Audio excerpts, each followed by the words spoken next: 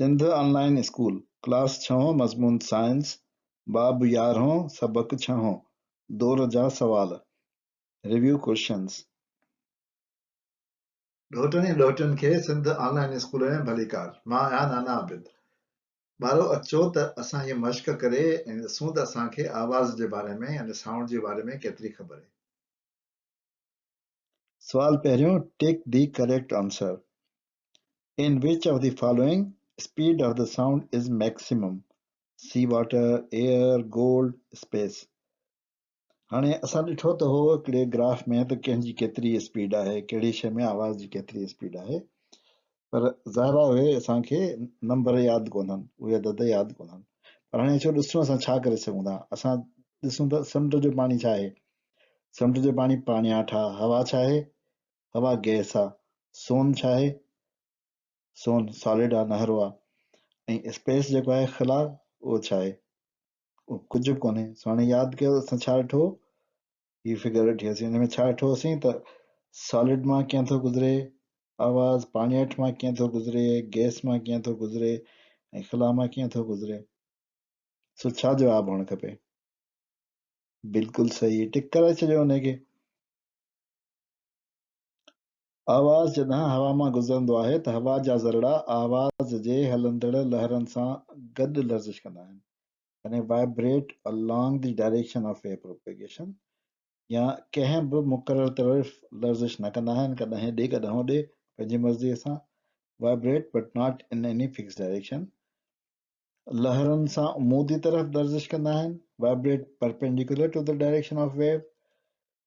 सिधियुनि लीकुनि में लर्ज़िश कंदा हलंदा रहंदा आहिनि, vibrate and move in straight lines. हाणे असां यादि कयूं त लहरूं कीअं थियूं ठहनि आवाज़ जूं। यादि आहे तव्हांखे स्प्रिंग वारो ॾिठोसीं असां मिसाल। अचो त वरी ॾिसूं भला। हाणे स्प्रिंग में कीअं थियूं ठहनि लहरूं? असांखे ख़बर आहे लॉन्जिट्यूडिनल वेव्स हूंदियूं आहिनि, उहे कीअं ठहंदियूं आहिनि। ॾिसो कहिड़े पासे थो वञे, स्प्रिंग कीअं थो चुरे ऐं लहर कीअं थी चुरे। छा जवाबु हुअणु खपे? आवाज़ जे हलंदड़ लहरुनि सां गॾिजी, यानी साॻे डायरेक्शन में।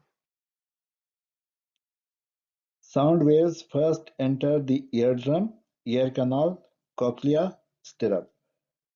आवाज़ जूं लहरूं पहिरियों छा में दाख़िल थियनि? कन जी दुहिड़ीअ में, या कन जी डिघी नालीअ में, या कॉक्लिया में, या स्टिरप में।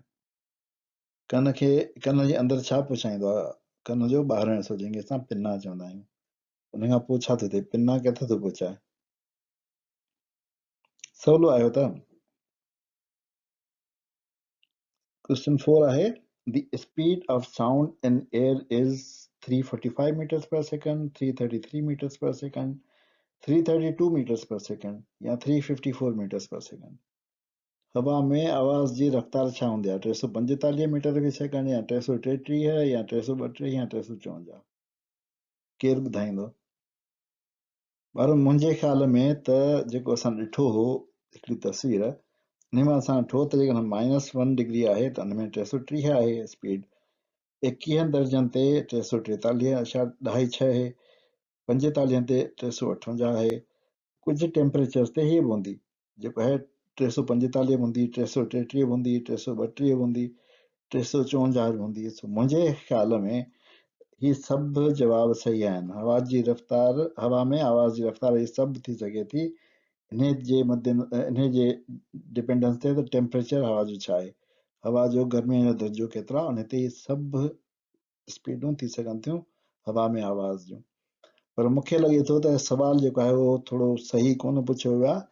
सवाल हुअणु खपे त 0 दर्जे सेंटीग्रेड ते हवा में आवाज़ जी रफ़्तार छा हूंदी आहे। जेकॾहिं 0 दर्जे जो एड कंदासीं, पोइ असांखे ख़बर आहे त 0 दर्जे ते हवा में आवाज़ जी रफ़्तार 332 मीटर फी सेकंड हूंदी आहे। जॾहिं आवाज़ जूं लहरूं कन जे दुहिड़ीअ वटि पहुचंदियूं आहिनि त आवाज़ मग़ज़ खे महसूसु थींदो आहे, या काकलिया में मौजूदु बारीक वारनि वारा घरड़ा दुहिड़ीअ मां ईंदड़ लर्ज़िश खे सम्झी सघंदा आहिनि, या ॿुधण वारी नस लर्ज़िश खे महसूसु करे उनखे दिमाग़ ॾांहुं मोकिलींदी आहे, या दुलड़ीअ जे पुठियां मौजूदु बारीक हथड़ियूं लर्ज़िश खे खणी अंदरे कन जे पाणियाठ ॾांहुं मोकिलींदियूं आहिनि। हिन मां कहिड़ो जवाबु सही आहे? यादि कयो वरी उहा तस्वीर, छा बि थो थिए हुन में ॾिसो। मगज़ ते डायरेक्ट त महसूस कोन थो थिए, मगज़ हिते आवाज़ हितां थो अचे, डायरेक्ट ही त कोन थो थी सघे। काकलिया में मौजूद बारीक वारनि वारा घड़ा दुरड़ीअ मां ईंदड़ लर्ज़िश खे सुञंदा आहिनि। काकलिया दुरड़ीअ सां कनेक्टेड आहे छा? न, डायरेक्ट त कनेक्टेड कोन्हे। ॿुधण वारी नस लर्ज़िश खे महसूस करे उनखे दिमाग़ ॾांहुं मोकिलींदी आहे, पर ॿुधण वारी नस जेका आहे उहा त हिते बि थी वञे, उहा कीअं डायरेक्ट आवाज़ ॿुधंदी? सो इहो बि सही न आहे। बाक़ी छा बचियो? हेठि ॾिनल खाके वारे चार्ट में आवाज़ जे लहरुनि जो कन जे नालीअ खां दिमाग़ ताईं पहुचण वारे रस्ते खे मुकमल कयो। सो ही चार्ट आहे। ही चार्ट असां अञा हाणे पोइ जवाब में या पोइ सुवाल में असां ॾिठो। हिनखे हिकिड़ो दफ़ो वरी था ॾिसूं। असां वटि इहो सॼो चार्ट मौजूदु आहे ऐं असां हिनखे मुकमल करे सघूं था। कन जी नाली खां पोइ दुरड़ी आहे, स्टेप्स आहे, इनकस आहे, मालिस आहे, कॉकलिया आहे, वारनि जूं बनावटूं आहिनि ऐं हुन मां बरक़ी इशारा दिमाग़ ताईं था वञनि।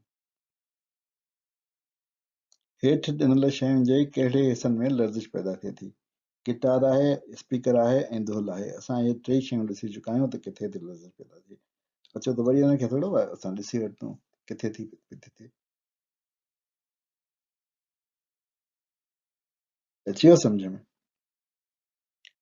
हिन सवाल में ॿ हिसा आहिनि। चौथे सवाल में what is sound and how it is produced, आवाज़ छा आहे ऐं कीअं थो पैदा थिए। Describe with the help of diagram how compressions and rarefactions are produced near a source of sound. ॿुधाइणो इहो आहे त आवाज़ जूं दॿियल ऐं छुटियूं लहरूं आवाज़ वारे ज़रिए असांजे भरिसां कीअं पैदा थियनि थियूं। सो इनखे ॾिसण लाइ असां पहिरियों हिसो था कयूं। असांखे ख़बर आहे त जॾहिं का शइ लर्ज़िश कंदी आहे त आवाज़ पैदा थींदो आहे। उहा तवानाई आहे जेका कंहिं मादे सां टकराईंदी आहे त उन मां गुज़री ऐं उन तवानाई जी मुंतक़िली कंदी आहे, छो त मादे में बि लर्ज़िश पैदा थींदी आहे। असां हीउ डायग्राम ॾिठो जंहिंमें असां ॾिठो त कीअं ड्रम जे भरिसां हवा जा तह घाटा ऐं छिटा था थियनि, छो त मेम्ब्रेन जेको आहे ड्रम जो उहो या खल उहा लुॾे थी, उहा हवा खे थी लोॾाए चोरे पोरेस थी ऐं हवा किथे कंप्रेस थी वञे ऐं किथे रेयर थी वञे। अहिड़ी तरह सां स्पीकर जे साम्हूं वठो त कंप्रेशन ऐं रेयरफेक्शन थिए थी, उनजे करे जेको आहे आवाज़ जी लहर ठहे थी या उहा ट्रेवल करे थी। हेठियनि लाइ हिक लफ़्ज़ में जवाब लिखो। Right one word answer for each of the following. Rapid back and fourth movement of an object. शइ अॻियां पोयां तेज़ थी वञे त छा आहे? असां छा चयो त हिनखे छा चइबो आहे? अॻियां पोयां तेज़ थींदी आहे जुंबश, उनखे लर्ज़िश चइबो आहे। सो असांखे ख़बर आहे त इहा वाइब्रेशन आहे यानी लर्ज़िश आहे। बे ऐं जीम हिकु जहिड़ा सुवाल आहिनि, मां उनखे गॾु थो पढ़ां। आवाज़ जी उमूदी लहर में इहो हंधि जंहिंमें ज़रड़ा हिक ॿिए जे तमामु वेझो हूंदा आहिनि, छा आहे? आवाज़ जी उमूदी या डिघी लहर में उहो हंधि जंहिंमें ज़रड़ा हिक ॿिए खां तमामु परे हूंदा आहिनि, हुनजो नालो लिखणो आहे। हाणे यादि त अचे थो असां बिल्कुलु अहिड़े तरीक़े जी इबारत किथे ॾिठी आहे, पर किथे ॾिठी आहे उहो छा हूंदो आहे? अचो ॾिसूं, उहा इबारत यादि कयूं। उहा इबारत ही दॿजण यानी कंप्रेशन, हवा जे पासेरे क़िस्म जी दॿियल लहर में उहो हंधि हूंदो आहे जिते हवा जा ज़रड़ा हिक ॿिए जे वेझो हूंदा आहिनि, ऐं परे थियणु या छिडो थियणु उन में बि हवा जे पासेरे क़िस्म जी छिडरी लहर में उहो हंधि हूंदो आहे जिते हवा जा ज़रड़ा हिक ॿिए खां परे हूंदा आहिनि। सो हिकु ॿ जूं इबारतुनि, पर थोरो मूंखे कंफ्यूजन थी वियो आहे। कंफ्यूजन इहो थियो आहे जो हिते असां जेको पढ़ियो हुन में हवा जे पासेरे क़िस्म जी लहर लिखियलु आहे, ठीकु आहे, ही पासेरे क़िस्म जी लहर लिखियलु आहे, हिन में बि हवा जी पासेरे क़िस्म जी लहर लिखियलु आहे। पर हिते छा लिखियलु आहे? हिते त उमूदी लहर लिखियलु आहे ऐं उमूदी या डिघी लहर लिखियलु आहे। सो हाणे उमूदी आहे या पासेरी आहे आवाज़ जी लहर? ही कहिड़े लहर जे बारे में पिया था ॻाल्हायूं? थोरो हिन में कंफ्यूजन आहे। सो अचो त असां ॾिसूं त इंग्लिश टेक्स्ट में छा लिखियलु आहे। इंग्लिश टेक्स्ट में तव्हां ॾिसंदो त जेको आहे असांजे सवाल में लॉन्जिट्यूडिनल वेव जे बारे में लिखियलु आहे ऐं असां जेका डेफिनेशन पढ़ी हुई उहा बि लॉन्जिट्यूडिनल वेव जे बारे में पढ़ी। सो उनजो मतिलबु त असां जेको तर्जुमे में थोरी ग़लती करे विया आहियूं सवाल में। तो अचो त हिन सवाल खे पहिरीं सही लिखूं। उन सवाल खे सही लिखण लाइ अचो त असां ॾिसूं त लहरुनि जा क़िस्म कहिड़ा हूंदा आहिनि। हाणे हिकिड़ो स्प्रिंग जेकॾहिं मां खणां, उनखे मां हीअं हेठि मथे लोॾियां त उन में लहर ठहंदी, ऐं स्प्रिंग में जेका लहर ठहंदी, जेका तवानाई मूं ते लॻाई आहे, उहा स्प्रिंग में आख़िर ताईं वेंदी। स्प्रिंग में हितां खाॿे खां साॼे पासे वेंदी, पर हिन जे पार्टिकल्स खे कीअं लोॾायो आहे, हेठि मथे लोॾायो आहे, यानी पार्टिकल जो मोशन हेठि मथे आहे ऐं लहर जेको आहे उहो खाॿे साॼे आहे। हुनजे मतिलबु त लहर जी हरकत ज़रड़नि जी हरकत जे उमूदी आहे, ॿई उमूदी आहिनि, हीअं आहे या जे उमूद ते ही आहे। अहिड़ी लहर जेका हूंदी आहे उनखे असां तिरछियूं लहरूं या ट्रांसवर्स वेव्स चवंदा आहियूं।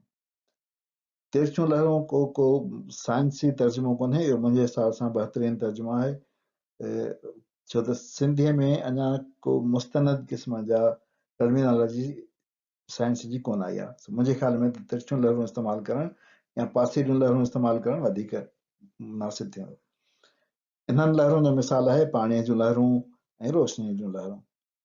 हाणे ॿिए तरफ़ असां स्प्रिंग ॾिठो त जेकॾहिं मां स्प्रिंग खे दॿाए ऐं छॾे ॾियां पोइ बि लहर त वेंदी, उन पासे वेंदी, स्प्रिंग में खाॿे खां साॼे वेंदी, पर इन में जेके पार्टिकल्स आहिनि यानी जेके स्प्रिंग जा ज़रा आहिनि उहे कीअं था मूव कनि, उहे खाॿे साॼे था मूव कनि, उन ई डायरेक्शन में मूव था कनि जंहिं डायरेक्शन में एनर्जी पे थी मूव करे, यानी जंहिं डायरेक्शन में लहर पे थी वञे पार्टिकल्स बि उन ई डायरेक्शन में मूव था कनि, यानी लहर जी हरकत ज़रड़नि जी हरकत जहिड़ी आहे, उन ई डायरेक्शन में आहे।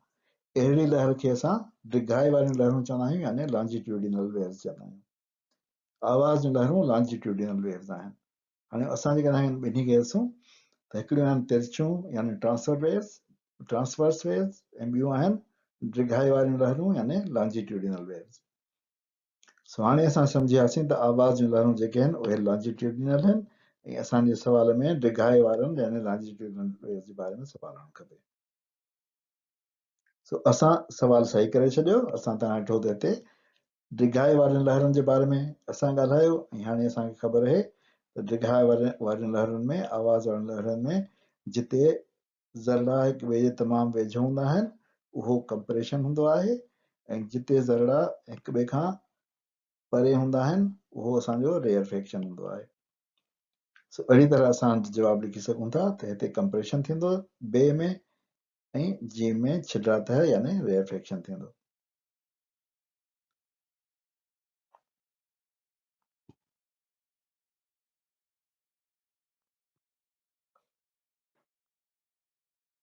उन खां पोइ दाल आहे, कन जे अंदरि टिनि बारीक हथड़ियुनि जे आख़िरी हथड़ीअ जो नालो छा आहे? The last bone in the tiny chain of 3 bones in the air. असांखे ख़बर आहे त जेके आख़िरी हॾियूं आहिनि उन्हनि टिनी खे मिलाए असां ऑसिकल्स चवंदा आहियूं, पर उन्हनि जो नाला छा हूंदा आहिनि असां पढ़ी चुका आहियूं, पहिरीं पढ़ी चुका आहियूं ऐं हाणे पढ़ी चुका आहियूं। असांखे ख़बर आहे त उहे टे हॾियूं हूंदियूं आहिनि, मेलस, इनकस ऐं स्टेप्स।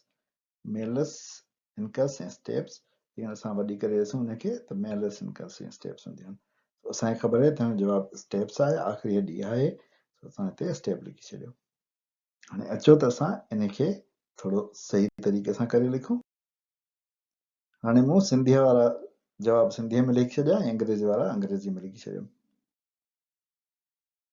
असांखे ख़बर पई आहे त हाणे हिन जो जवाबु पहिरें जो थींदो लर्ज़िश, ॿिए जो थींदो दॿियल तह, टे जो थींदो छिडरा तह ऐं दाल चौथे जो थींदो स्टेप्स। सो अहिड़ी तरह असांजो हीउ सवाल पूरो थियो।